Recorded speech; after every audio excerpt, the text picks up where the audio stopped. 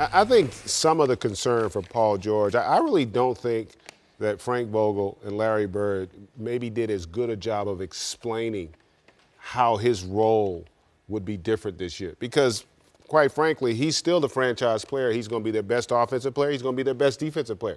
They're just, I think, going to do things that allow his game to have more impact on their team now that they've gone small.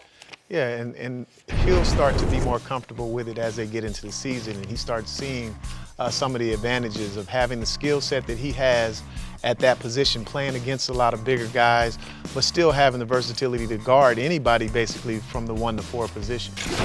And sometimes we also forget, I think in Paul's mind, because his team was rugged and physical, he was thinking of the 4 position as a power forward.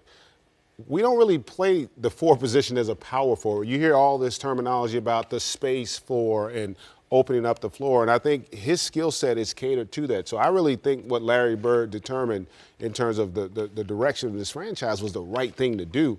And what a luxury to have a true superstar, because I got to tell you, a lot of guys, when they come back from injury, you can look at them and say they still look injured. Watching him in preseason thus far, he doesn't look like there is any hangover from that horrific incident he suffered.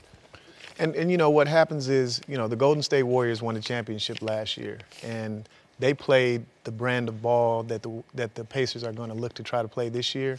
And that's what a lot of teams are doing. And so it's not going to be as bad as Paul thinks it's going to be. And, the Pacers and Frank Vogel were all about smash mouth basketball, and they had the personnel to play that with Roy Hibbert and David West there last year. Now, I think it's a great time to abandon that and get into what's happening right now in the NBA, and what a better guy to play through and have do that than Paul George.